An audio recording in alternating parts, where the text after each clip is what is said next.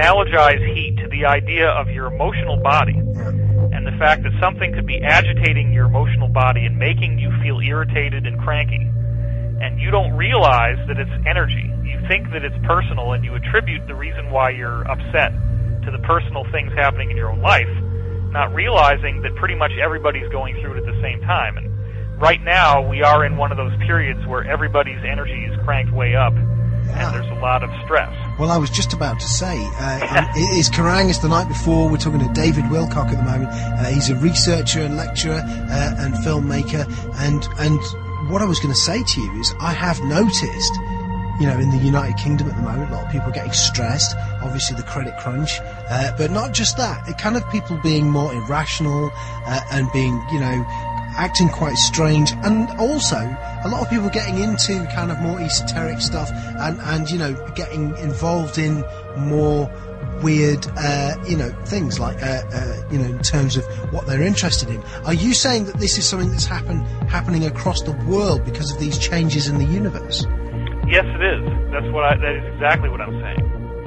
And one of the most fascinating discoveries goes back to the practitioners of transcendental meditation, where they found that if they had a gathering of 7,000 people, and those people meditated for a whole week together, that the overall worldwide amount of terrorist activity, war, violent crime, car accidents, all of those things substantially decreased. In fact, in one gathering, they decreased worldwide by 72%. So this is where it gets fascinating, because although some of these things could be caused by sunspots or other astrological factors, various planetary movements, other aspects of it is that we can control the field ourselves.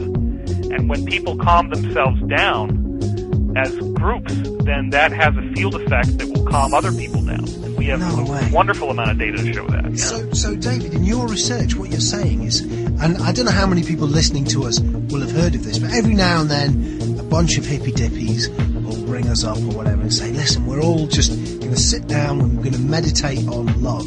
We're going to think nice things.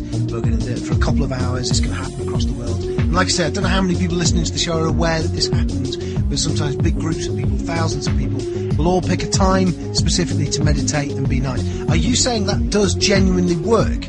Oh, yeah. You have to understand there's been over 22 different scientific studies of meditation gatherings, which usually are done on the level of the city that the meditation gathering happens in. And in one of the most dramatic examples, the people that did this were aware that this would reduce crime and terrorist activity.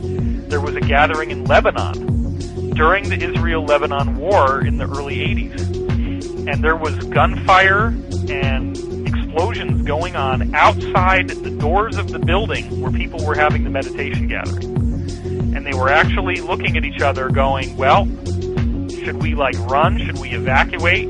Because this war is literally right outside the doors of the building, and we could all be blown up in here, or somebody could come in and mow us all down with a machine gun. And they basically decided they were going to trust the science, and trust that if they did this meditation thing, that there would be this wave of energy that would affect people's minds. You obviously can't see the energy, but you're going to feel something, and it will naturally reduce hostility. So they actually decided not to run. They all meditated together, and sure enough, by the time they got done meditating, it was dead quiet outside, and all the hostility had left the area. And at 22 different times, the cities where they did these meditation gatherings had substantial decreases in crime, violence, fatalities, terrorism, all that stuff. This is incredible. I mean, like I say, I've hung out with people who believe this kind of stuff. I've never heard someone like yourself who's done all this research to come along and back it up. That's quite insane. Well, let me put my tinfoil hat on for a moment and just suggest the idea that there might be power groups that know that this stuff really works, and they have made a very good effort of not ever getting anybody to talk about it because they don't want it to be used against them. I'm thinking that you're kind of looking at the brain as being something that receives and transmits thoughts like a radio set would, do you know what I mean? Rather than... That's exactly right. So is that actually... can I receive thoughts? Can you receive thoughts and transmit them? Is that what you're telling us? Yeah, I'm saying we're doing that all the time. The problem is that we have, well, it's not a problem, it's actually a blessing. The blessing is that nature has given us a biasing mechanism that avoids us from going schizophrenic. And that biasing mechanism is that when thoughts float in, we interpret them as personal.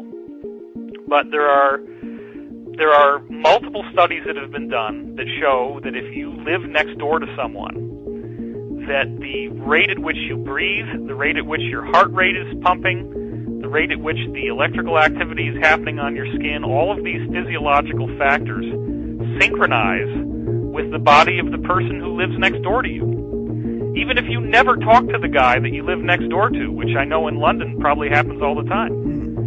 It sure does here in LA. So this is not just pseudoscience. This is stuff that's been studied, and this is stuff that's been laboratory documented.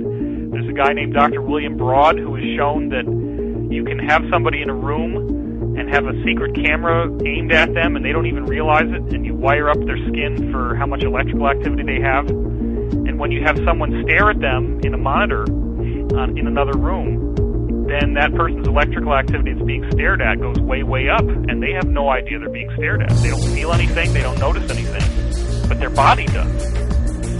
So a lot of times, animals seem to be much more attuned to this stuff than we are. That's why when you're getting ready to have an earthquake or something, all the animals flee the area. And we don't feel anything, and then we get hit, but the animals seem to know something's coming. So have we been talked out of this ability? That's the point, yeah. We have this ego, and the ego will get little nudges and little signals, and we just say, oh, that doesn't mean anything. We've just gotten used to thinking it doesn't mean anything. So it's subtle. The problem is these kinds of messages never really hit you over the head. You have to be willing to pay attention to something that could flitter in and out of your mind very quickly. The problem is most people are in so much stress that they're obsessing over all these details in their mind all the time. Their mind isn't clear. So all these like Zen Buddhists and Taoist monks and everybody are always telling you to meditate and clear your mind. The reason why is that the more that you clear out the repetitive, obsessive thoughts that you would naturally have, the more you're opening yourself to the purity of the field, which is ultimately a loving consciousness. It's a joyful, expansive, radiant, blissful state